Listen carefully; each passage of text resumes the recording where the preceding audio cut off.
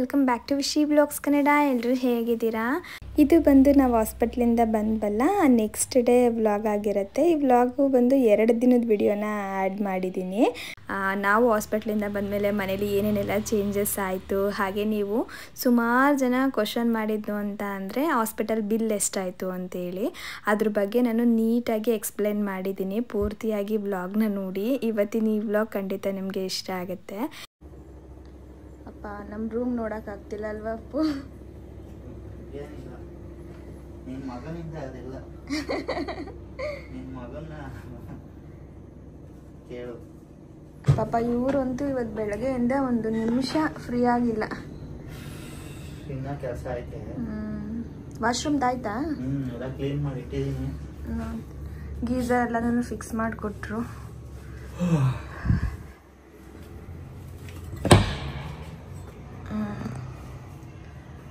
ಇಲ್ಲಿತ್ತು ಮೊದಲು ಒಂದು ಗೀಸರ್. ಅದ ಎಷ್ಟಿತ್ತಪ್ಪ? ಅದು 15 ಲೀಟ್ರ್ ಇತ್ತು. 25 ಲೀಟ್ರ್ ಹಾಕಿದ್ದೀನಿ. ಕೈ ಕಾಲು ತೊಳಿಬೇಕಲ್ಲ, ಅದಕ್ಕೆ ಎಕ್ಸ್ಟ್ರಾ ಪೈಪ್ ಫಿಟ್ ಮಾಡಿದ್ದೀನಿ. ಇನ್ನು ಕೈಗೆ ಹಿಂಗೆ ಸಿಗತ್ತ ಒಂದು ಅಶೋ ಕಾಲು. ನಾನು ಫುಲ್ಲು ಬಾತ್ರೂಮ್ ಎಲ್ಲ ಕ್ಲೀನ್ ಮಾಡಿದ್ದಾರೆ ಇವತ್ತು. ಸೊ ಏನಾದರೂ ಇನ್ಫೆಕ್ಷನ್ ಆಗಿಬಿಡುತ್ತೆ ಅಂತ. ಮಳೆಯಲ್ಲಿ ನೆಂದಿದ್ದೀನಿ, ನೋಡೇ ಇಲ್ಲ ನೋಡ್ತಾರೆ. ಸ್ವಲ್ಪ ಒರೆಸ್ಕೊಬಿಡುತ್ತಲ್ಲ. ಒರೆಸಿದ್ದೀನಿ ಅದ್ರತ್ತೆ ಅದೊಂಚೂರು ಫೇಕ್ ಇತ್ತಂದೆ, ಅದೊಂದು ಸ್ವಲ್ಪ ಅಣಿಸ್ಬಿಟ್ರೆ ಇದು ಲಾಕ್ ಆಯ್ತದೆ. ಇನ್ನೇನು ಒಳಗೆ ಪೈಪ್ ಹಾಕಂಗಿರಲ್ಲ. ಹೌದಲ್ಲ. ಇವತ್ತು ಬೆಳಗ್ಗೆಯಿಂದ ನಮ್ಮನ ಕೆಲಸ ಬರೀ ಬಟ್ಟೆ ತೊಳೆಯೋದು. ಹಾಲು, ಅಡುಗೆ ಮನೆ ಎಲ್ಲ ಫುಲ್ಲು ಮೆಸ್ಸಿ ಆಗಿಬಿಟ್ಟಿದೆ. ನಿನ್ನೆ ಅಲ್ವಾ ನಾವು ಹಾಸ್ಪಿಟಲಿಂದ ಬಂದಿದ್ದು, ಹಾಗಾಗಿ ಸ್ವಲ್ಪ ಇವತ್ತು ಮನೇನ ಡೀಪ್ ಕ್ಲೀನ್ ಮಾಡ್ತಾ ಇದ್ದೀವಿ ಎಲ್ಲರೂ ಸೇರಿಕೊಂಡು. ಪಾಪು ಬಂದಿರೋದ್ರಿಂದ ಸಣ್ಣ ಪುಟ್ಟ ಡೆಸ್ಟು ಏನಾದರೂ ಇದ್ದರೆ ಎಲ್ಲ ನೀಟಾಗಿ ಕ್ಲೀನ್ ಮಾಡಿಬಿಡೋಣ, ಇನ್ಫೆಕ್ಷನ್ ಏನೂ ಆಗೋದು ಬೇಡ ಅಂತ. ಇನ್ನು ಅಮ್ಮ ನೋಡಿ ಯಾವೆಲ್ಲ ಹೊಸ ಬಟ್ಟೆಗಳು ತೊಗೊಂಡು ಬಂದಿದ್ರಲ್ಲ ಅದನ್ನೆಲ್ಲ ನೀಟಾಗಿ ವಾಶ್ ಮಾಡಿ ಹಾಕಿದ್ದಾರೆ. ಅಂದರೆ ಹೊಸ ಬಟ್ಟೆಗಳನ್ನ ತಂದು ಹಂಗೆ ಇಡಬಾರ್ದು ಅಂತಾರಲ್ಲ, ಹಾಗಾಗಿ ನಮ್ಮ ಬಟ್ಟೆಗಳು ಕೂಡ ಸುಮಾರಿತ್ತು, ಅದನ್ನು ಕೂಡ ಮಷಿನ್ಗೆ ಹಾಕಿದ್ರು. ಮೊದಲೆಲ್ಲ ಇಲ್ಲಿ ನಮ್ಮ ಬಟ್ಟೆ ಇರ್ತಿತ್ತು, ಇವಾಗ ಬರೀ ಪಾಪುದೇ ತುಂಬ ಆಗೋಗ್ಬಿಟ್ಟಿದೆ. ಪುಟ್ಟು ಬಟ್ಟೆಗಳನ್ನೆಲ್ಲ ನೋಡ್ತಾ ಇದ್ರೆ ಒಂಥರ ಖುಷಿ ಆಗುತ್ತೆ. ಅಂದರೆ ಏನು ಗೊತ್ತಾ, ನಿನ್ನೆ ಮೊನ್ನೆ ಇನ್ನು ಪಾಪು ಹೊಟ್ಟೆಲಿತ್ತು ಅನ್ನೋ ಥರನೇ ಫೀಲು. ಇವಾಗ ಮನೆಗೆ ಬಂದಿರೋದಕ್ಕೆ ಏನೋ ಒಂಥರ ಹೊಸ ರೀತಿ ಅನುಭವ ಅಷ್ಟೇ. ಇನ್ನು ನನಗೆ ಕಾಲು ಸ್ವಲ್ಪ ಸ್ವೆಲ್ಲಿಂಗ್ ಇತ್ತು, ಏನೋ ಗೊತ್ತಿಲ್ಲ. ನಾನು ಕನ್ಸೀವ್ ಇದ್ದಾಗ ನಂಗೆ ಅಷ್ಟೊಂದು ಸ್ವೆಲ್ಲಿಂಗ್ ಇರಲಿಲ್ಲ, ಒಂದು ಕಾಲು ಮಾತ್ರ ಇತ್ತು. ಡೆಲಿವರಿ ಆದಮೇಲೆ 2 ಕಾಲು ಆಗಿಬಿಟ್ಟಿತ್ತು. ಹಾಗಾಗಿ ಅಪ್ಪು ನೆಲದ ಮೇಲೆಲ್ಲ ಹಾಗೆ ಓಡಾಡಬೇಡ ಅಂತ ಹೇಳ್ಬಿಟ್ಟು ಸ್ವಲ್ಪ ಸಾಕ್ಸ್ ಎಲ್ಲ ತೊಗೊಂಡು ಬಂದಿದ್ರಲ್ಲ, ಅದನ್ನು ನೋಡ್ತಾ ಇದ್ರು ಆಗತ್ತಾ ಆಗಲ್ವಾ ಅಂತ. ಇನ್ನು ಸುಕೃತಿ ಕೂಡ ಸಂಜೆ ಬಂದಿದ್ಲು. ಆಯ್ತು ಮನೆಗೆ ಹೋಗಿ ನಡಿ. ಯಾಕೆ ಸುಮ್ಮನೆ ಪಾಪುನ ಮಾತಾಡಿಸ್ತಲ್ಲ? ಅವ್ನು ಮಾತಾಡ್ತಾ ಇಲ್ವಲ್ಲ ನಿನ್ ಜೊತೆ ಮಾತಾಡಲ್ವಂತೆ ಬಿಡ್ರಿ. ಸ್ಮೈಲ್ ಕೊಟ್ಬಿಟ್ಟ. ಸ್ಮೈಲ್ ಕೊಡ್ತಾವನೆ ನಿಮ್ ಡಾರ್ಲಿಂಗು. ಗಿಣ್ಬಾರ್ದು, ಕೆನೆ ಗಿಣ್ಬಾರ್ದು. ಸಾಕು. ಇನ್ಫೆಕ್ಷನ್ ಆಗುತ್ತೆ. ಏನಾಗುತ್ತೆ ಹೇಳು? ತಲೆಯಿಂದ ಕೈ ತೆಗಿ ಬಂಗಾರಿ. ಎಬ್ರಿಸ್ಬಿಟ್ಟ ಮಲ್ಗಿರೋ ಮಗುನ ಎಬ್ರಿಸ್ಬಿಟ್ಟ. ಎದೊಳ್ಬೇಕಾ? ಏನ್ ಮಾಡ್ಬೇಕು? ಎದ್ದು ಕರಾಟೆ ಆಡಿಸ್ತೀಯಾ?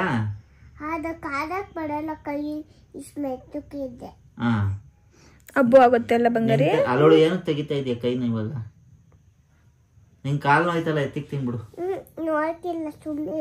ನೋಯ್ತಾ ಇಲ್ವಾ? ನಿಜ? ಬಿಟ್ಟ ನೋಡು, ಕಣ್ಣು ನೋಡ್ಕೊ.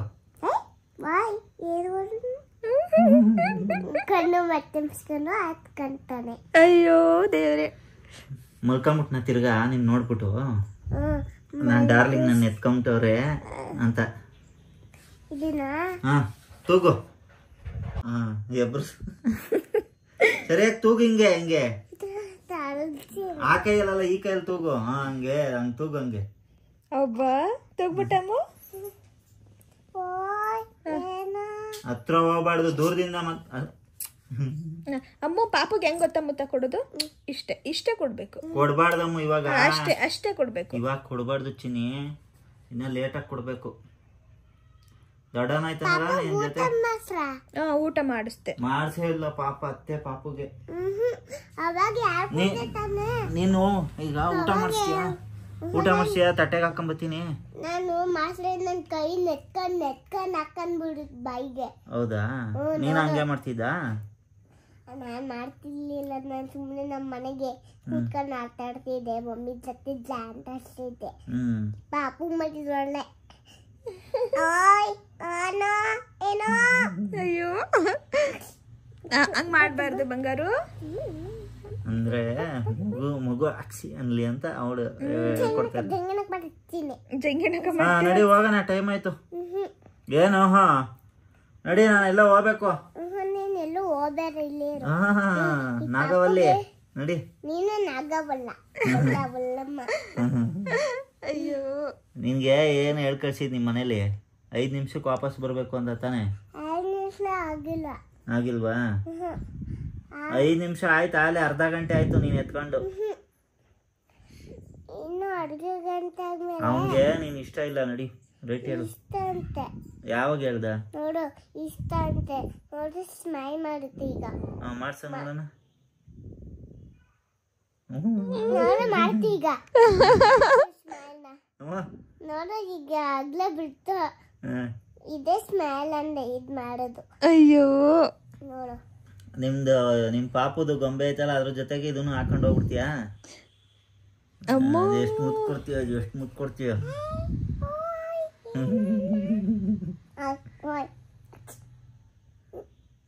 ಅಕ್ಷಿ ಏನ್ ಬಡ್ದಿಲಿ? ಓಯ್ ಕಳ್ಳ ಮರಿ, ಮೊಟ್ಟೆ ಮರಿ. ಓಯ್ ಕಳ್ಳ.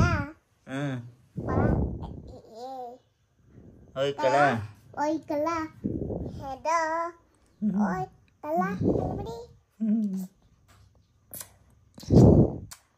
ಅಯ್ಯೋ ಅಯ್ಯೋ ಅಯ್ಯೋ. ಏನ್ ಮಾಡ್ತಿದ್ಯಾ? ಮೂಸ್ ನೋಡು, ಸ್ಮೆಲ್ಲ. ಸ್ಮೆಲ್ ಇಲ್ಲ. ಗಮ್ಮ ಅಂತ ಆಯ್ತಾ? ಈಗ ಸಾಲ ಮಾಡ್ಕೊಂಡ ಶಿಲ್ಪತೆ ಕೆರಿಬಾರ್ದು. ಈಗ ನಿನ್ಗೆ ಹಿಂಗ್ ಕೆರೆದ್ರೆ ನೋವಾಗಲ್ವಾ? ಮುತ್ಕೊಡ್ಬಾರ್ದು, ಜಾಸ್ತಿ ಇನ್ಫೆಕ್ಷನ್ ಆಗುತ್ತೆ. ಹಂಗೆ ದೂರದಿಂದ ಏ ಕಳಮರಿ ಎದಳು. ಕಳಮರಿ ಮುದ್ದು ಮರಿ ಅನ್ಬೇಕು ಬಂಗಾರು.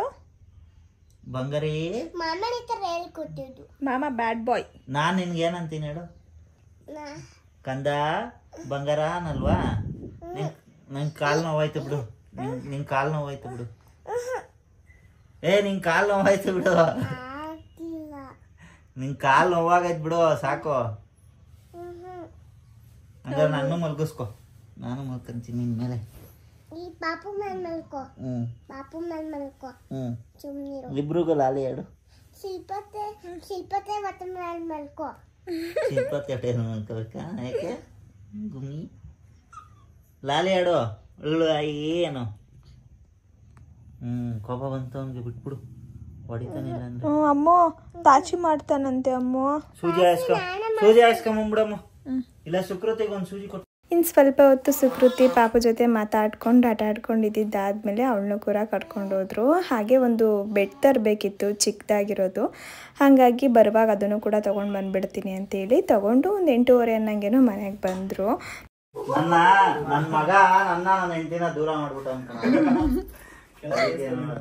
ನನ್ನ ಈ ನಾಯಿ ಗುಡ್ತರ ಸೈಡ್ಗೆ ಹಾಕಿ ಮಲಗಿಸ್ತವ್ರೆ.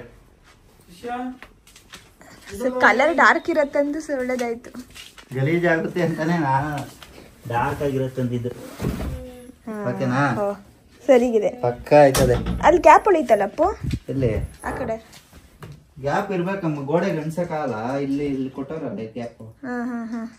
ಮತ್ತೆ ಇದ್ರದ್ದು ಇಡಿ ಐತಲ್ಲ, ಹಿಂಗೆ ಎತ್ತದು ಎಳೆಯೋದು ಇಡಿ, ಈ ಕಡೆ ಇಡಿ ಐತೆ ನೋಡು ಕೈದು, ಅದಕ್ಕೆ ಅಷ್ಟು ಗ್ಯಾಪ್ ಇರ್ಲೇಬೇಕು ಬಿಡು.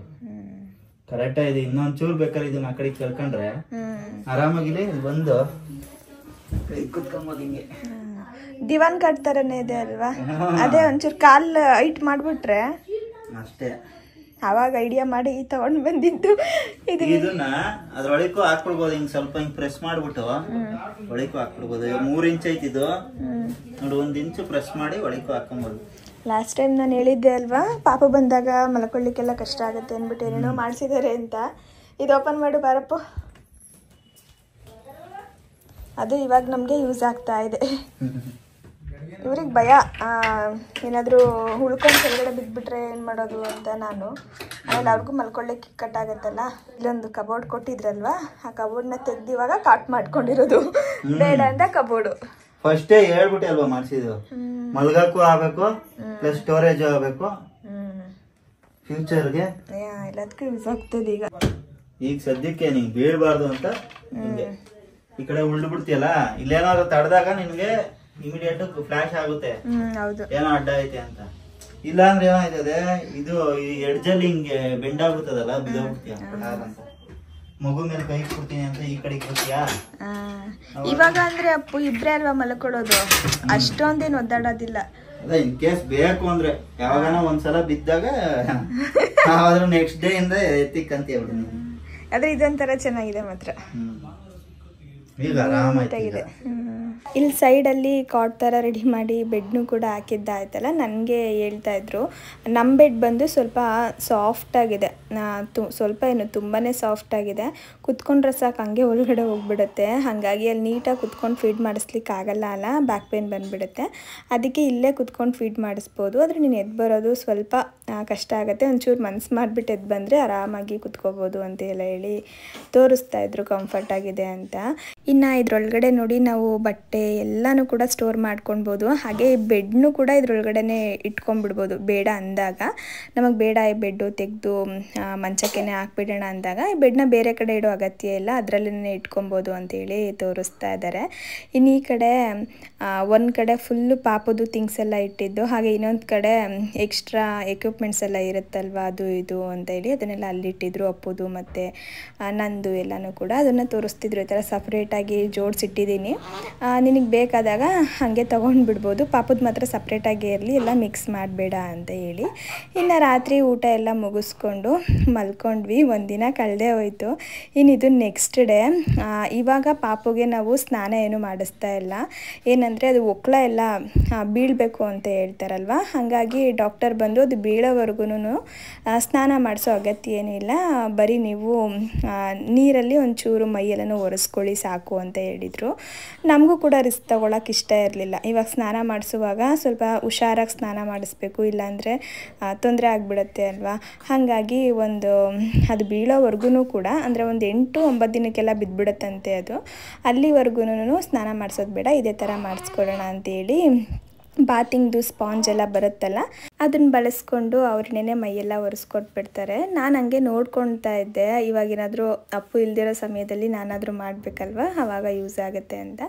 ಅವರು ಸದ್ಯಕ್ಕೆ ನೀನು ಪೂರ್ತಿ ರೆಸ್ಟ್ ಮಾಡಿಬಿಡು, ನೀನು ಪೂರ್ತಿ ಹುಷಾರಾದಮೇಲೆ ಆಮೇಲೆ ನೀನೇ ಎಲ್ಲನೂ ಮಾಡ್ಕೊ, ಸದ್ಯಕ್ಕೆ ಹುಷಾರಾಗೋವರೆಗೂ ಎಲ್ಲ ನಾನೇ ಮಾಡಿಕೊಡ್ತೀನಿ ಅಂತೇಳಿ ಅವ್ರನ್ನೇ ಜಾಸ್ತಿ ಪಾಪು ನೋಡ್ಕೊತಿರ್ತಾರೆ, ಇಲ್ಲ ಅಮ್ಮ ನೋಡ್ಕೊತಿರ್ತಾರೆ. ನನಗೆ ಸ್ವಲ್ಪ ರೆಸ್ಟ್ ಮಾಡಲಿಕ್ಕೆ ಇವಾಗ ಸಮಯ ಸಿಗ್ತಾ ಇದೆ. ಇನ್ನಿವಾಗ ಅಪ್ಪು ಬಟ್ಟೆನೂ ಕೂಡ ಅವರೇ ಹಾಕ್ತಾಯಿದ್ದಾರೆ ನೋಡಿ. ಒಂದು 2-3 ನಿಮಿಷಕ್ಕೆಲ್ಲ ಮೈಯೆಲ್ಲನೂ ಒರೆಸೋ ಕೆಲಸ ಆಗಿಬಿಡುತ್ತೆ. ಯಾಕಂದರೆ ಜಾಸ್ತಿ ಹೊತ್ತಾದರೆ ಸ್ವಲ್ಪ ಥಂಡಿ ಆಗಿಬಿಡುತ್ತಲ್ಲ, ಹಾಗಾಗಿ ಒಂಚೂರು ಬೇಗನೆ ಎಲ್ಲನೂ ಮಾಡ್ತಾರೆ. ಇನ್ನು ಪಾಪುಗೆ ಕಾಡ್ಗೆ ಎಲ್ಲ ಇಡ್ತಾರೆ ಅಲ್ವಾ ಹಣೆಗೆ, ಅದನ್ನು ಅಪ್ಪನೇ ನೆನ್ನೆ ರೆಡಿ ಮಾಡಿಬಿಟ್ರು. ಮಾಮೂಲಿಯಾಗಿ ಎಲ್ರಿಗೂ ಗೊತ್ತಿರುತ್ತೆ ಅನಿಸುತ್ತೆ. ಏನಿಲ್ಲ, ಮಾಮೂಲಿಯಾಗಿ ಬಾದಾಮಿ ಬರುತ್ತಲ್ವ, ಬಾದಾಮಿನ ಸ್ವಲ್ಪ ಚೆನ್ನಾಗಿ ಸುಟ್ಕೊಳ್ಬೇಕು, ಅಂದರೆ ಕಪ್ಪಗಾಗೋವರೆಗೂ ಸುಟ್ಕೊಳ್ಬೇಕು. ತವ ಮೇಲೆಲ್ಲ ಸುಡೋ ಅಗತ್ಯ ಇಲ್ಲ, ನೇರವಾಗಿ ಗ್ಯಾಸ್ ಮೇಲೆ ಸುಡಬೇಕು. ಅದು ಪೂರ್ತಿಯಾಗಿ ಕಪ್ಪಗಾದ್ಮೇಲೆ ಒಂದು ಕುಟಾಣಿಗೆ ಹಾಕ್ಕೊಂಡು ನುಣ್ಣಗೆ ಪುಡಿ ಮಾಡಿಬಿಟ್ಟು ಅದಕ್ಕೆ ಕೊಬ್ಬರಿ ಎಣ್ಣೆ ಇಲ್ಲಾಂದರೆ ಬಾದಾಮಿ ಎಣ್ಣೆ ಎರಡರಲ್ಲೊಂದು ಎಣ್ಣೆನ ಹಾಕಿ ಚೆನ್ನಾಗಿ ಮಿಕ್ಸ್ ಮಾಡ್ಕೊಂಡ್ಬಿಟ್ರೆ ಕಾಡ್ಗೆ ರೆಡಿನೇ ಆಗಿಬಿಡುತ್ತೆ. ಯಾವುದೇ ಥರ ಕೆಮಿಕಲ್ಸ್ ಇಲ್ಲದೆ ನ್ಯಾಚುರಲ್ಲಾಗಿ ಮನೆಯಲ್ಲೇ ಮಾಡ್ಕೊಂಡು ಬಿಡ್ಬೋದು. ಒಂದು 5 ನಿಮಿಷ ಸಮಯ ತಗೊಳುತ್ತೆ ಅಷ್ಟೇ.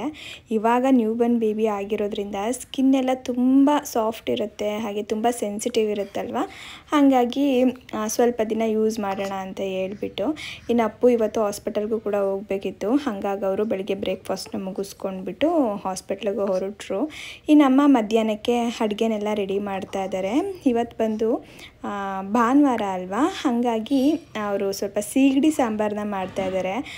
ನಮ್ಮ ಕಡೆ ಏನು ಗೊತ್ತಾ, ಈ ಬಾಣಂತನ ಸಮಯದಲ್ಲಿ ಸೀಗಡಿ ಎಲ್ಲನೂ ಸ್ವಲ್ಪ ಜಾಸ್ತಿ ಕೊಡ್ತಾರೆ ತಿನ್ನಬೇಕು ಅಂತ ಹೇಳ್ಬಿಟ್ಟು, ಶೀತ ಆಗಲ್ಲ ಅಂತ. ಹಾಗಾಗಮ್ಮ ಅದನ್ನು ರೆಡಿ ಮಾಡ್ತಾಯಿದ್ರು. ಇದಕ್ಕೆ ಸ್ವಲ್ಪ ಹೀರೆಕಾಯಿ ಹಾಗೆ ಚಿಲ್ಕವರೆ ಕಾಳು ಎಲ್ಲನೂ ಕೂಡ ಮಿಕ್ಸ್ ಮಾಡಿ ಸಾಂಬಾರನ್ನ ಮಾಡ್ತಾಯಿದ್ದಾರೆ. ಇದ್ರ ಜೊತೆಗೆ ಸ್ವಲ್ಪ ಸಬ್ಬಕ್ಕಿ ಸೊಪ್ಪಿನ ಪಲ್ಯ ಕೂಡ ರೆಡಿ ಮಾಡಿದ್ದಾರೆ. ಈ ಪಲ್ಯ ಒಂಥರ ಚೆನ್ನಾಗಿ ಮಾಡ್ತಾರೆ. ಇದಕ್ಕೆ ಏನಂದರೆ ಏನೂ ಹಾಕಲ್ಲ ಅವರು, ಸ್ವಲ್ಪ ಬೆಳ್ಳುಳ್ಳಿನ ಕುಟ್ಬಿಟ್ಟು ಹಾಕಿರ್ತಾರೆ ಅಷ್ಟೇ, ಎಣ್ಣೆ ಬಿಡಲ್ಲ. ಹಾಗೆ ಹಸಿರು ಮೆಣಸಿನ್ಕಾಯಿ ಎಲ್ಲ ಏನೂ ಹಾಕಲ್ಲ, ಬರೀ ಒಂದೇ ಒಂದು ಒಣಮೆಣ್ಸಿನ್ಕಾಯಿನೂ ಹಾಕಿರ್ತಾರೆ. ಆ ಸೊಪ್ಪನ್ನ ನೀರಲ್ಲೇ ಚೆನ್ನಾಗಿ ಬೇಯಿಸಿ ನೀರು ಹಿಂಗೋವರೆಗೂ ಬೇಯಿಸ್ಬಿಟ್ಟು ಮಾಡಿಕೊಡ್ತಾರೆ. ಎಷ್ಟು ಚೆನ್ನಾಗಿರುತ್ತೆ ಗೊತ್ತಾ, ನನಗೆ ಇತ್ತೀಚೆಗೆ ಇಷ್ಟ ಆಗಿಬಿಟ್ಟಿದೆ. ಹಾಗಾಗಿ ಪ್ರತಿದಿನ ಮಾಡಿಸ್ಕೊಳ್ತಾ ಇರ್ತೀನಿ. ಹಾಗೆ ಈ ಟೈಮಲ್ಲಿ ತುಂಬಾ ಒಳ್ಳೆಯದಲ್ವ, ಪಾಪುಗೆ ಫೀಡ್ ಮಾಡ್ತಾ ಇರ್ತೀವಿ. ಸಬ್ಬಕ್ಕಿ ಸೊಪ್ಪನ್ನ ತಿನ್ನೋದ್ರಿಂದ ಬ್ರೆಸ್ಟ್ ಮಿಲ್ಕು ಕೂಡ ಇನ್ಕ್ರೀಸ್ ಆಗುತ್ತೆ. ಹಾಗಾಗಿ ಪಲ್ಯ ಇದ್ದೇ ಇರುತ್ತೆ ನಮ್ಮ ಮನೇಲಿ. ಇನ್ನು ಇವಾಗ ಸೀಗಡಿನ ಹುರಿದ್ಬಿಟ್ಟು ಹಾಕ್ತಾ ಇದ್ದಾರೆ ನೋಡಿ. ಇದ್ರ ಜೊತೆಗೆ ಸ್ವಲ್ಪ ಬೀಟ್ರೋಟ್ ಪಲ್ಯ ಕೂಡ ಮಾಡಿದರು. ಆ ಬೀಟ್ರೋಟ್ ಮತ್ತು ಕ್ಯಾರೆಟ್ ಎರಡೂ ಕೂಡ ತುರಿದ್ಬಿಟ್ಟು ಪಲ್ಯ ಮಾಡಿಕೊಟ್ಟಿದ್ರು. ಹಾಗೆ ನಾನೊಂದು ಆಮ್ಲೆಟ್ ಕೂಡ ಮಾಡಿಕೊಂಡೆ. ಆಮ್ಲೆಟ್ ಅಂದರೆ ಅದಕ್ಕೆ ಸ್ವಲ್ಪ ಪೆಪ್ಪರ್ ಮತ್ತು ಸಾಲ್ಟ್ ಅಷ್ಟೇ ಹಾಕ್ಕೊಂಡು ಮಾಡಿಕೊಂಡೆ. ಚೆನ್ನಾಗಿತ್ತು ಒಂಥರ. ಈರುಳ್ಳಿ ಎಲ್ಲ ಯಾರು ಕಟ್ ಮಾಡ್ಕೊಂಡು ಹಾಕ್ಕೊಂಡು ಮಾಡ್ತಾರೆ ಅಂತ ಹೇಳ್ಬಿಟ್ಟು, ಆದರೂ ಒಂಥರ ಚೆನ್ನಾಗಿ ಬಂದಿತ್ತು. ಇನ್ನು ಅಪ್ಪು ಕೂಡ ಬಂದರು. ಅವ್ರು ಬಂದಾಗ ಹತ್ತತ್ರ ಒಂದು 3 ಗಂಟೆ ಆಗಿತ್ತು ಅನ್ಕೋತೀನಿ. ಅವ್ರು ಬಂದು ಊಟ ಮುಗಿಸ್ಕೊಳ್ತಾ ಇದ್ದಾರೆ. ಇನ್ನು ಇವರು ಪಾಪು ಬಂದಿದ್ದ ದಿನದಿಂದ ಹಿಡಿದು ಇವತ್ತಿನವರೆಗೂ ಎಲ್ಲಾದರೂ ಹೊರಗಡೆ ಹೋಗಿ ಬಂದರೆ ಸರಿ, ಏನಾದರೂ ಒಂದು ಪಾಪಕ್ಕೆ ಬೇಕಾಗಿರೋ ಥಿಂಗ್ಸ್ ಎಲ್ಲ ತೊಗೊಂಡು ಬಂದುಬಿಡ್ತಾರೆ. ಇನ್ನು ಇವತ್ತು ಹಾಸ್ಪಿಟ್ಲಿಗೆ ಹೋಗಿದ್ರಲ್ವ, ಹಂಗಾಗಿ ಬರುವಾಗ ಸ್ವಲ್ಪ ಶಾಪಿಂಗ್ ಎಲ್ಲ ಮಾಡ್ಕೊಂಡು ಬಂದಿದ್ದಾರೆ. ಸುಮ್ಮನೆ ಹೋದಾಗೆಲ್ಲ ಏನಾದರೂ ಒಂದು ಖರ್ಚು, ಒಂದಿನ ಹಿಂಗೆ ತಗೊಂಡು ಬಂದರೆ 4-5 ಸಾವಿರ ರೂಪಾಯಿ ಶಾಪಿಂಗ್ ಮಾಡ್ಕೊಂಡು ಬಂದಿರ್ತಾರೆ. ಟವಲ್ ಗಿವಲ್ ತಂದಿದ್ದಾರೆ. ಸ್ಟಾರ್ಟಿಂಗಲ್ಲಿ ತರೋದು, ಆಮೇಲೆ 1-2 ವರ್ಷ ಏನು ಮಾತಾಡಂಗಿರಲ್ವಲ್ಲ, ಆವಾಗ ಇನ್ನೂ ತರಬೇಕಾಗುತ್ತೆ ಅಪ್ಪು. ಅಂದರೆ ಬಟ್ಟೆ ಎಲ್ಲ ಸ್ವಲ್ಪ ದೊಡ್ಡದಾಗ್ತಿರುತ್ತಲ್ವಾ, ಅದಕ್ಕೆ ಎಲ್ಲ ದೊಡ್ಡದೇ ತಂದಿದ್ದೀನಿ. ಇದು ಯಾವುದೋ ಫಿಲಮಲ್ಲಿ ಬರುತ್ತಲ್ಲ, ಯಜಮಾನ ಫಿಲಮಲ್ಲಿ ದೊಡ್ಡದಾಗ ಹೊಲ್ಸಿರ್ತಾರಲ್ಲ, ದೊಡ್ಡ ಶರ್ಟ್ ಹೊಲ್ಸಿರ್ತಾರಲ್ಲ, ಹಂಗೆ ಎಲ್ಲ ದೊಡ್ಡದೇ ತಂದಿದ್ದೀನಿ. ಟವಲ್ಲು ಇದೊಂದು ಟವಲ್ 750ನಾ? ಅದೇ ಜಾಸ್ತಿ.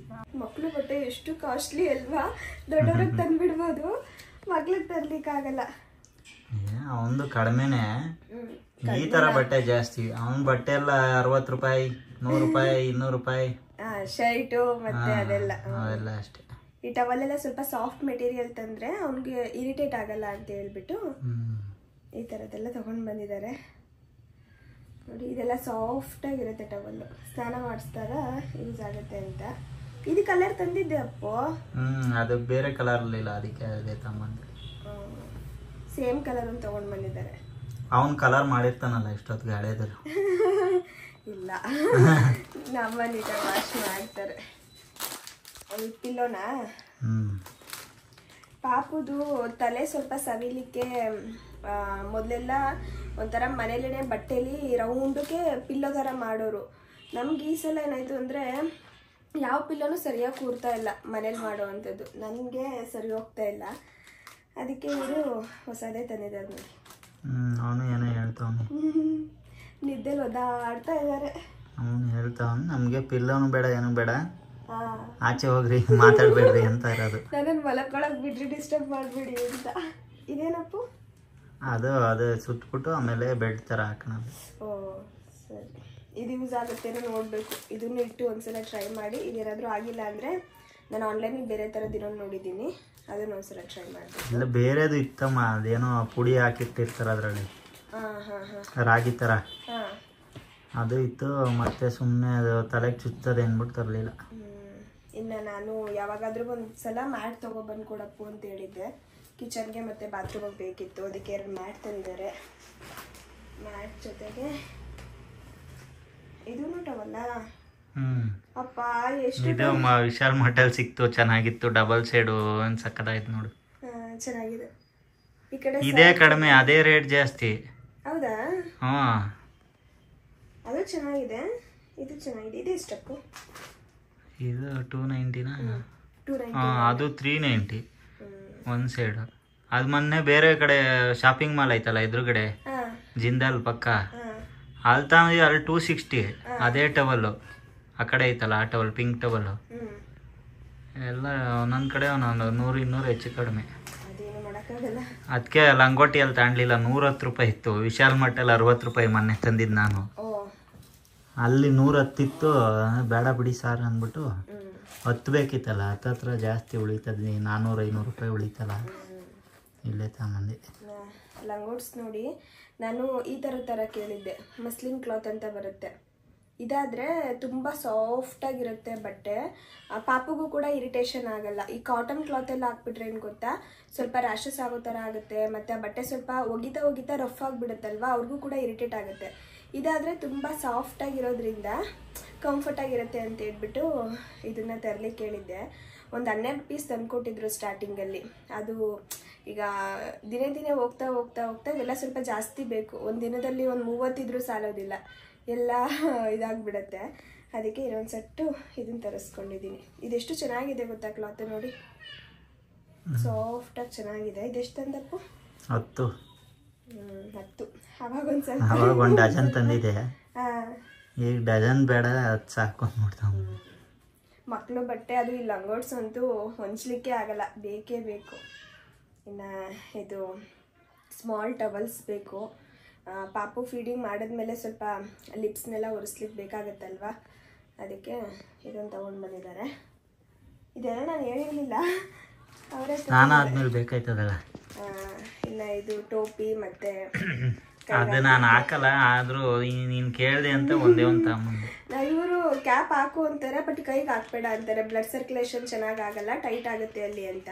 ಹಾಕಿಲ್ಲ ಅಂದರೆ ಏನಾಗುತ್ತೆ ಗೊತ್ತಾ, ನೈಲ್ಸ್ ಬಂದುಬಿಟ್ಟಿದಾವಲ್ವಾ, ಮುಖಕ್ಕೆಲ್ಲ ಹಾಕೊಂಡು ಕಿತ್ಕೊಂಡು ಬಿಡ್ತಾರೆ, ಫುಲ್ ಇಲ್ಲೆಲ್ಲ ಮಾರ್ಕ್ ಆಗಿಬಿಟ್ಟಿದೆ ಸ್ವಲ್ಪ.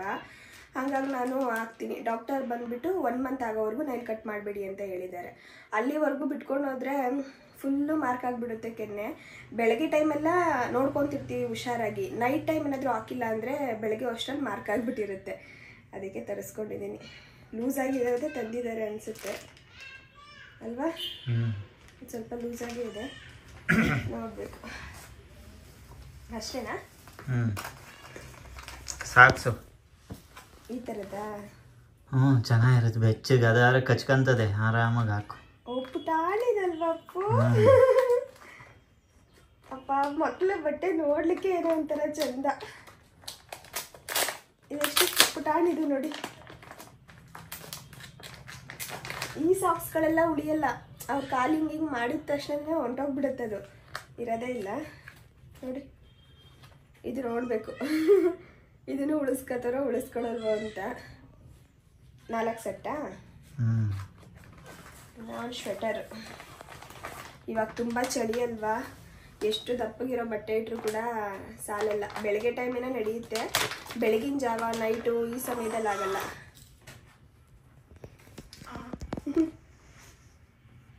ಹಾಗಾಗಿ ಇದೊಂದು ಸ್ವೆಟರ್ ತೊಗೊಂಡು ಬಂದಿದ್ದಾರೆ ನೋಡಿ. ಈ ಪ್ಯಾಂಟು ಅದು ನಂಗೆ ಗೊತ್ತಿರಲಿಲ್ಲ, ಬರೀ ಸ್ವೆಟರ್ ಇರ್ತದೆ ಅನ್ಕೊಂಡೆ. ಪ್ಯಾಕೆಟ್ ಎತ್ಕೊಂಡಾಗ ಆ ಪ್ಯಾಂಟ್ ಜೊತೆ ಬಂದೈತೆ. ಚೆನ್ನಾಗಿದೆ ಇದು. ಓನ್ಲಿ 259, 249. ಇದನ್ನೆಲ್ಲ ವಾಶ್ ಮಾಡಿಸ್ಬೇಕು. ವಾಶ್ ಮಾಡಿಸಿ ಆಮೇಲೆ ಹಾಕಬೇಕು. ಇನ್ನು ಡಸ್ಟ್ಬಿನ್ ಬೇಕಿತ್ತು, ನಾನು ಡಸ್ಟ್ಬಿನ್ ಹೇಳಿದ್ದೆ ಅವ್ರಿಗೆ, ಮೊನ್ನೆ ಏನೋ ಹೇಳಿದ್ದೆ, ಇವತ್ತು ತೊಗೊಂಡು ಬಂದಿದ್ದಾರೆ ಅಷ್ಟೇ. ರಿಪೋರ್ಟ್ಸ್ ಬಂತಾ? ಇನ್ನು ಹಾಸ್ಪಿಟಲ್ಗೆ ಹೋಗಿದ್ರಲ್ವಾ ಬರ್ತ್ ಸರ್ಟಿಫಿಕೇಟ್ ತರಲಿಕ್ಕೆ, ಫೋಟೋ ಇದೆ.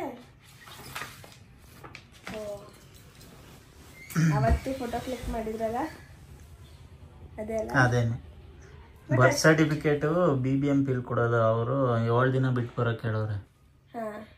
ಹಾಸ್ಪಿಟ್ಲಲ್ಲಿ ಕೊಡಲ್ಲ, ಹಾಸ್ಪಿಟ್ಲಲ್ಲಿ ಅದು ಒಂದು ಸರ್ಟಿಫಿಕೇಟ್ ಕೊಡ್ತಾರೆ ಅಷ್ಟೇ. ಅದನ್ನು ಅಲ್ಲೇ ಕಳಿಸಿರ್ತಾರಂತೆ, ಜಸ್ಟ್ ನಮ್ಗೊಂದು ರೆಫರೆನ್ಸ್ ಕೊಟ್ಟಿರ್ತಾರೆ. ಈಗ ಅಪ್ಲೈ ಮಾಡಿ ಬಂದಿದ್ದ? ಅಪ್ಲೈ ಮಾಡಿ ಬಂದ. ಎಷ್ಟಾದ್ರೂ ತಗೋಬೋದಾ ಅಪ್ಪು?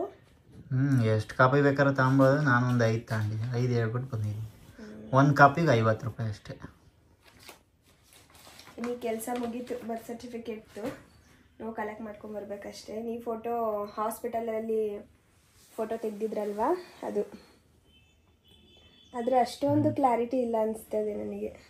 ಕ್ಲಾರಿಟಿ ಐತೆ, ಅವನು ವೈಟ್ ಜಾಸ್ತಿ ಐತೆ ಅಂತ. ಫೇಸು ಅದು ಸ್ವಲ್ಪ ರೆಡ್ ಮಾಡಬೇಕಾಯ್ತು, ವೈಟ್ ಮಾಡ್ಬಿಟ್ಟು. ಅದೇ ಎಡಿಟಿಂಗ್ ಚೆನ್ನಾಗಿ ಮಾಡಿಲ್ಲ. ಹೆಂಗ ಮಾಡೋರೆ, ಕಾಂಪ್ಲಿಮೆಂಟ್ರಿ ಕೊಡೋದಲ್ವಾ, ಮೆಮೊರಿ ನಮಗೆ. ಫಸ್ಟ್ ಡೇ ನಾವಂತೂ ಕರೆಸಿರ್ಲಿಲ್ಲ ಯಾರನ್ನ ಫೋಟೋಗ್ರಾಫರ್ಸ್ನ ಫೋಟೋ ತೆಗಿಲಿಕ್ಕೆ. ಅಟ್ಲೀಸ್ಟ್ ಅಲ್ಲಿದೊಂದು ನೆನಪು ಅಂತ ಸಿಕ್ತಲ್ಲ ಮೊದಲನೇ ದಿನದ್ದು ಅಂತ. ಇಷ್ಟು ಪುಟ್ಟಾಗಿದೆ. ಚೆನ್ನಾಗಿ 2ನೇ ದಿನ ತೆಗ್ದಿರೋದು. 2ನೇ ದಿನ. ಕೆಲವು ಕಡೆ ಮೊದಲನೇ ದಿನನೇ ತೆಗಿತಾರೆ, ಇಲ್ಲಿ 2ನೇ ದಿನ. ಅದೇ ಒಂಚೂರು ಕಲರ್ ಕರೆಕ್ಷನ್ ಮಾಡಿದರೆ ಇನ್ನೂ ಚೆನ್ನಾಗಿರೋದು. ಹಾಗೆ ನೀವು ಕೂಡ ಕೇಳ್ತಾ ಇದ್ರಿ ಹಾಸ್ಪಿಟಲ್ದು ಬಿಲ್ಲೆಲ್ಲ ಎಷ್ಟಾಯಿತು, ನೀವೇನು ಪ್ಯಾಕೇಜ್ ತೊಗೊಂಡ್ರಾ ಏನು ಅಂತ. ನನಗೆ ಆ ಬಿಲ್ ಬಗ್ಗೆ ಅಷ್ಟೊಂದು ಐಡಿಯಾ ಇಲ್ಲ, ಯಾಕಂದರೆ ಅದೆಲ್ಲ ಅಪ್ಪನೇ ನೋಡ್ಕೊಂಡಿದ್ದು. ಸ್ಟಾರ್ಟಿಂಗ್ ನಾವೇನಂತ ಅಂದ್ಕೊಂಡಿದ್ದು ಅಂದರೆ ಸ್ಪರ್ಶದಲ್ಲಿ ಈಗ ನಾರ್ಮಲ್ ಡೆಲಿವರಿ ಮಾಡಿಸಿದ್ರು ಕೂಡ ಅಷ್ಟೇ ಪ್ಯಾಕೇಜ್ ಇರುತ್ತೆ, ಸಿ ಸೆಕ್ಷನ್ ಮಾಡಿಸಿದ್ರು ಕೂಡ ಅಷ್ಟೇ ಇರುತ್ತೆ. ಅದೊಂದು ಕಾರಣಕ್ಕೆ ನಾವು ಹಾಸ್ಪಿಟಲ್ನ ಸೆಲೆಕ್ಟ್ ಮಾಡ್ಕೊಂಡಿದ್ದು. ನಾವು ಮೊದಲೇ ಒಂದು ಬ್ಲಾಗಲ್ಲಿ ಕೂಡ ಹೇಳಿದ್ದೆ. ಇನ್ನು ಡೆಲಿವರಿ ಎಲ್ಲ ಆಗಿ ನಾವು ಮನೆಗೆ ಬರೋ ಅಷ್ಟರಲ್ಲಿ ಎಷ್ಟಾಯಿತು ಪೂರ್ತಿ ಅಮೌಂಟು ಅಂತೇಳಿ ಅಪ್ಪನೇ ಹೇಳಬೇಕು, ನನಗೆ ಗೊತ್ತಿಲ್ಲ. ಎಷ್ಟೆಷ್ಟು ಪೇ ಮಾಡಿದೆ ಅಪ್ಪು? ಅಂದರೆ ಬರೀ ಡೆಲಿವರಿದು ಮಾತ್ರನಾ? ಡೆಲಿವರಿದು ಮತ್ತು ಬೇಬಿದು ಫುಲ್ಲು. ಅಂದರೆ ಸ್ಟಾರ್ಟಿಂಗ್ ಇಂದ ಮಂತ್ 1 ಇಂದ 2 ಇಂದ ಅದು ಬೇಡ, ಅದು ಬೇಡ ಅಲ್ವಾ, ಬರೀ ಡೆಲಿವರಿದು. ಮತ್ತಿಲ್ಲಿ ಹಂಗೆ ಆ ಥರ ಇರೋದಿಲ್ಲಿ. ಏನಂದ್ರೆ ಕೆಲವೊಂದು ಹಾಸ್ಪಿಟಲ್ ಅಲ್ಲಿ ಫಸ್ಟ್ ಮಂತ್ ಇಂದ ಹಿಡಿದು ಡೆಲಿವರಿ ಆಗೋವರೆಗೂ ಒಂದು ಪ್ಯಾಕೇಜ್ ಅಂತ ಕೊಡ್ತಾರೆ. ಬಟ್ ಇಲ್ಲಿ ಆ ಥರ ಇರಲಿಲ್ಲ. ಇಲ್ಲಿ ಬರೀ ಡೆಲಿವರಿ ಪ್ಯಾಕೇಜ್ ಮಾತ್ರ ಇದ್ದಿದ್ದು. ಫಸ್ಟ್ ಮಂತ್ ಇಂದ 9 ಮಂತ್ ವರ್ಗೂನು ನಾವು ಹೋಗಿ ಕನ್ಸಲ್ಟೇಷನ್ ಎಲ್ಲ ಮಾಡ್ತೀವಲ್ಲ, ಅದೆಲ್ಲ ಸಪ್ರೇಟ್ ಇರುತ್ತೆ, ಅದಕ್ಕೆ ಪ್ಯಾಕೇಜ್ ಕೊಡಲ್ಲ. ಡೆಲಿವರಿ ಪ್ಯಾಕೇಜ್ ಎಷ್ಟಾಯ್ತು ಅಂತ ಹೇಳ್ತಾರೆ ಈಗ. ಡೆಲಿವರಿ ಪ್ಯಾಕೇಜ್ ಬಂದು ತಾಯಿಗೆ ಸಪ್ರೇಟು, ಮಗುಗೆ ಸಪ್ರೇಟು. ತಾಯಿಗೆ ಬಂದು 1,28,000 ಚಿಲ್ಲರೆ ಆಗುತ್ತೆ. ಅದು ಸಿ ಸೆಕ್ಷನ್ ಆಗಲಿ ನಾರ್ಮಲ್ ಡೆಲಿವರಿ ಆಗಲಿ. ಪ್ಲಸ್ ಇದರಲ್ಲಿ ಏನಂದರೆ ಪ್ರೈವೇಟ್ ರೂಮ್ ಇರ್ತದೆ. ಆಮೇಲೆ ಎಲ್ಲ ಮೆಡಿಕಲ್ ಅದು ಮೆಡಿಕೇಶನ್ಸ್ದು ಇದು ಟ್ಯಾಬ್ಲೆಟ್ಸ್ ಆಗಿರ್ಬೋದು, ಏನು ಮತ್ತು ಅಲ್ಲಿಗೆ ಬೇಕಾಗಿರೋ ಏನಂತಾರದು ಗ್ಲೂಕೋಸ್ ಆಗಿರ್ಬೋದು, ಪ್ರತಿಯೊಂದೂ ಎಲ್ಲ ಅದರಲ್ಲೇ ಇನ್ಕ್ಲೂಡ್ ಆಗಿರ್ತದೆ. ಅದಾದಮೇಲೆ ಮಗು ಹುಟ್ಟಿದ ಮೇಲೆ ಮತ್ತೆ ಅವನಿಗೆ ಸಪ್ರೇಟ್ ಅಡ್ಮಿಷನ್ನು. ಇದು ಪ್ರೈವೇಟ್ ರೂಮ್ ಇರುತ್ತಲ್ವಾ, ಪ್ರೈವೇಟ್ ರೂಮ್ಗೂ 1,28,000, ಡಿಲಕ್ಸ್ಗೂ ಅಷ್ಟೇನಾ? ಇಲ್ಲ ಇಲ್ಲ, ಅದಕ್ಕೆ ಸಪ್ರೇಟು. ಸೂಟ್ ರೂಮ್ ಅಂತ ಐತೆ, ಅದಕ್ಕೊಂದು 30,000 ಜಾಸ್ತಿ ಆಗುತ್ತೆ. ಇನ್ನೊಂದು ಡಿಲಕ್ಸ್ ರೂಮ್ ಅಂತ ಐತೆ, ಅದಕ್ಕೊಂದು 50,000 ಜಾಸ್ತಿ ಆಗುತ್ತೆ. ಈಗ ಪ್ರೈವೇಟ್ ರೂಮ್ಗೆ ಅಂದರೆ 1,28,000. ಅದು ಬರೀ ತಾಯಿಗೆ ಮಾತ್ರ. ಅದಾದಮೇಲೆ ಮಗು ಹುಟ್ಟಿದ ಮೇಲೆ ಮಗುನ ಸಪ್ರೇಟ್ ಅಡ್ಮಿಷನ್ ಮಾಡಬೇಕು. ಅದಕ್ಕೆ ಒಂದು 22,000 ಆಗುತ್ತೆ ಎಕ್ಸ್ಟ್ರಾ. 1,28,000 ಅಲ್ಲದೆ ಪ್ಲಸ್ 22,000. ಅದನ್ನ ಬಿಟ್ಟು ಎಕ್ಸ್ಟ್ರಾ ಮೆಡಿಸನ್ನು ಅದು ಇದು ನಾವು ಬರುವಾಗ ಮೆಡಿಸನ್ ಎಲ್ಲ ಕೊಟ್ರಲ್ಲ, ಅದೆಲ್ಲ ಎಕ್ಸ್ಟ್ರಾ. ಅದಕ್ಕೆ ಸಪ್ರೇಟು ಒಂದು 7,000-8,000 ಪೇ ಮಾಡಿದ್ದೀವಿ.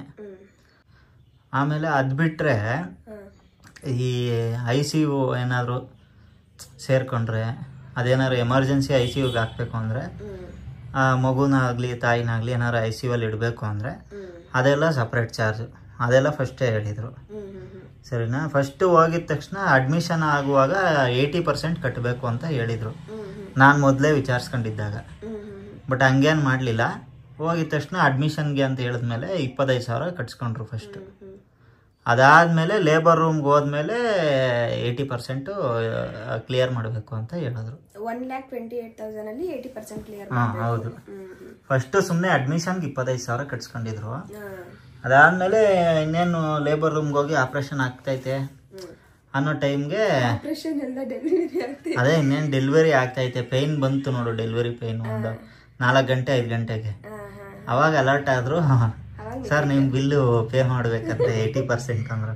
ಸರಿ ಆಯ್ತು ಅಂದ್ಬಿಟ್ಟು ಹೋಗಿ ಕ್ಲಿಯರ್ ಮಾಡ್ಕೊಂಡ್ಬಂದು. ಎಲ್ಲ ಹಾಸ್ಪಿಟ್ಲಲ್ಲೂ ಅದು ಕಾಮನ್. ಈಗ ಪೇನ್ ಶುರುವಾಗ್ತಿದೆ, ಇನ್ನೇನು ಡೆಲಿವರಿ ಆಗುತ್ತೆ ಅಂದಾಗ ಅವ್ರು ಎಷ್ಟು ಹೇಳಿರ್ತಾರೆ ಅಷ್ಟು ಪೇ. ಅವ್ರಿಗೆ ಕನ್ಫರ್ಮ್ ಆಗ್ಬೇಕಲ್ಲ ಡೆಲಿವರಿ ಆಗುತ್ತೆ ಇವತ್ತೇ ಅನ್ನೋದು. ಕನ್ಫರ್ಮ್ ಆದರೆ ಅವಾಗ ಇದು ಮಾಡ್ಕೊಂತಾರೆ. ಹಂಗೂ ನಮ್ಗಿದ್ದಿದ್ದು ಇದು 3 ದಿನದ ಪ್ಯಾಕೇಜು.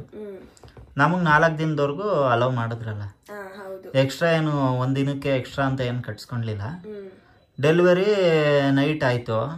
ಸೊ ಅವತ್ತು ನೈಟು ನೆಕ್ಸ್ಟ್ ಮಂಡೇವರೆಗೂ ಇದ್ವಲ್ಲ ಅಲ್ಲೇನೆ. ಅಂದ್ರೆ ಅವರು ಡೆಲಿವರಿ ಆದ್ಮೇಲೆ ಕೌಂಟ್ ಮಾಡ್ಕೋತಾರೆ ಅನ್ಸುತ್ತೆ ಡೇನ.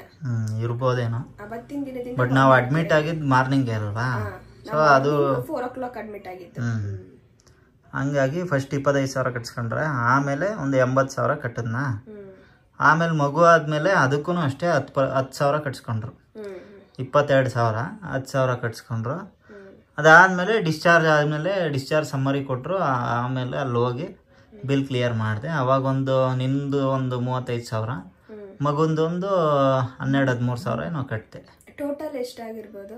ಟೋಟಲ್ಲು ಎಲ್ಲ ಎಕ್ಸ್ಪೆನ್ಸಸ್ಸು ಸೇರಿ ಹಾಸ್ಪಿಟ್ಲಿಗೆ ಹೋದಾಗ 1,80,000 ಆಗೈತೆ ಟೋಟಲ್. ನಿಂದು ಪಾಪದು ಊಟದ್ದು ತಿಂಡಿದು ಬಟ್ಟೆದು ಅದು ಇದು ಅಂತ ಎಲ್ಲ ಸೇರಿ ಎಲ್ಲ ಸೇರಿ 1,80,000. ಬರೀ ಹಾಸ್ಪಿಟ್ಲ್ ಅದಂದ್ರೆ 1,60,000 ಆಗೈತೆ. ಇನ್ನೂ ಕಡಿಮೆನೆ, ಬಟ್ ರೌಂಡ್ ಆಫ್ 1,60,000 ಆಗೈತೆ. ಅದರಲ್ಲೂ ಕೂಡ ಮಗುಗೆ ಏನಾದರೂ ಜಾಂಡೀಸ್ ಇತ್ತು ಈ ಥರದ್ದೆಲ್ಲ ಏನಾದರೂ ಆದರೆ ಅದಕ್ಕೂ ಕೂಡ ಎಕ್ಸ್ಟ್ರಾ ಇರುತ್ತೆ. ಎಕ್ಸ್ಟ್ರಾ ಅಂತಲ್ಲಮ್ಮ, ಅದು ಏನಾರು ICUಗೆ ಹಾಕ್ಬೇಕು ಅನ್ನೋ ಥರ ಇದ್ರೆ ಮಾತ್ರ. ಜಾಂಡೀಸ್ ಇದ್ರೆ ಅದೊಂದು ಲೈಟಿಂಗ್ ಇಡ್ತಾರೆ, ವಾರ್ಮ್ ಲೈಟಲ್ಲಿ, ಅದು ನಾರ್ಮಲ್, ಅದ್ರಾಗ ಅದಕ್ಕೇನು ಎಕ್ಸ್ಟ್ರಾ ಚಾರ್ಜ್ ಮಾಡಲ್ಲ. NICU ಅಂತ ಬರುತ್ತೆ, ಅಲ್ಲಿಗೆ ಏನಾದ್ರು ಇಟ್ಟರೆ ಮಗುನ ಅದಕ್ಕೆ ಎಕ್ಸ್ಟ್ರಾ ಪೇ ಮಾಡಬೇಕಾಗುತ್ತೆ. ಅದೆಲ್ಲ ಅವರು ಮೊದಲೇ ಕೊಟೇಶನ್ ಕೊಡ್ತಾರೆ, ಅದರಲ್ಲಿ ಪೂರ್ತಿ ಎಕ್ಸ್ಪ್ಲೇನ್ ಮಾಡಿರ್ತಾರೆ.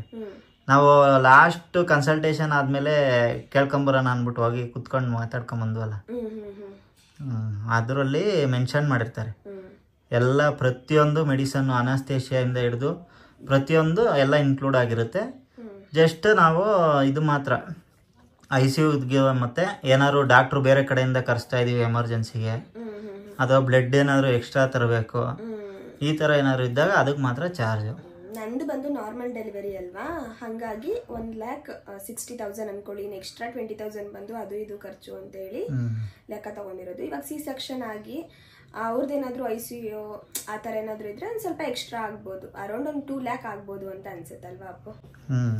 ಒಟ್ನಲ್ಲಿ ನಮ್ದು ಖರ್ಚಾಗಿರೋದು ಬಂದ್ರು 1,80,000 ಎಲ್ಲಾನು ಕೂಡ ಸೇರಿ. ಹಾಸ್ಪಿಟ್ಲದೇ ಅಂದ್ರೆ 1,60,000 ಅಂತ ಅನ್ಕೊಳ್ಳಿ.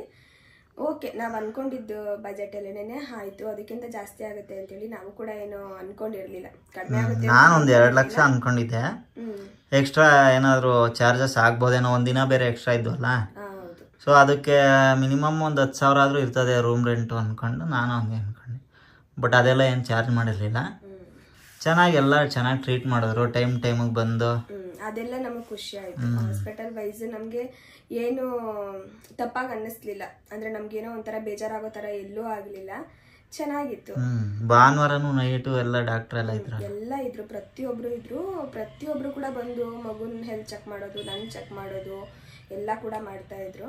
ನಮ್ಗೆ ಓಕೆ ಅನ್ನಿಸ್ತು ಹೇಳ್ಬೇಕು ಅಂತ ಅಂದ್ರೆ, ನಾವು ಹಾಸ್ಪಿಟಲ್ನ ಕರೆಕ್ಟಾಗಿ ಸೆಲೆಕ್ಟ್ ಮಾಡ್ಕೊಂಡಿದೀವಿ, ಡಾಕ್ಟರ್ನು ಕೂಡ ಕರೆಕ್ಟಾಗಿ ಸೆಲೆಕ್ಟ್ ಮಾಡ್ಕೊಂಡಿದೀವಿ ಅಂತ ಅನ್ನಿಸ್ತು. ಇನ್ನು ಸುಮಾರು ಜನ ಕಮೆಂಟಲ್ಲಿ ಅದನ್ನೇ ಕೇಳ್ತಾ ಇದ್ರಿ, ಎಷ್ಟಾಯ್ತು ಅಂತೇಳಿ. ಹಾಗಾಗಿ ಇವತ್ತು ಶೇರ್ ಮಾಡಿಕೊಂಡೆ. ಮೊದಲೇ ಮಾಡಬೇಕಿತ್ತು, ನನಗೂ ಯೋಚನೆ ಬರಲಿಲ್ಲ ನೀವೆಲ್ಲ ಕೇಳ್ತೀರಾ ಅಂತ ಹೇಳ್ಬಿಟ್ಟು. ಯಾಕಂದರೆ ಮೊದಲೇ ಒಂದ್ಸಲ ನಾನು ಬ್ಲಾಗಲ್ಲಿ ಹೇಳಿದ್ದೆ ಈ ಥರ ಇದೆ ಹಾಸ್ಪಿಟಲು ಅಂತ. ಇವಾಗ ಕೇಳಿದ್ರಲ್ಲ, ಹಾಗಾಗಿ ಶೇರ್ ಮಾಡಿದ್ದು. ಇವತ್ತಿನ ವ್ಲಾಗ್ ಕೂಡ ಇಷ್ಟೇನೆ. ಒಂದಿನ ನೋಡಿ ಕಳ್ದೇ ಹೋಗ್ಬಿಡ್ತು. ಪಾಪು ಬಂದ್ಮೇಲೆ ದಿನ ಹೆಂಗ್ ಹೋಗ್ತಾ ಇದೆ ಅಂತ ನಮಗ್ ಗೊತ್ತಾಗ್ತಿಲ್ಲ. ಪಾಪ ದಿನ ಹೋಗ್ತಾ ಇರೋದು ಗೊತ್ತಾಯ್ತೈತೆ, ರಾತ್ರಿ ಹೋಗ್ತಾ ಇರೋದು ಗೊತ್ತಾಯ್ತಾ ಇಲ್ಲ. ರಾತ್ರಿ ಹೋಗ್ತಾ ಇರೋದು ಗೊತ್ತಾಗ್ತಿಲ್ಲ, ಇನ್ ಮುಂದೆ ಹೋಗ್ತಾ ನಾವೇ ಅಡ್ಜಸ್ಟ್ ಆಗ್ಬಿಡ್ತೀವಿ. ಇದೆಲ್ಲ ಒಂಥರ ಏನ್ ಗೊತ್ತಾ, ಒಂದ್ ಒಳ್ಳೆ ಮೆಮೊರೀಸ್. ಅದನ್ನೆಲ್ಲ ನಾವು ಕಲೆಕ್ಟ್ ಮಾಡ್ಕೊಳ್ಬೇಕು, ಇಟ್ಕೊಂಡಿರ್ಬೇಕು.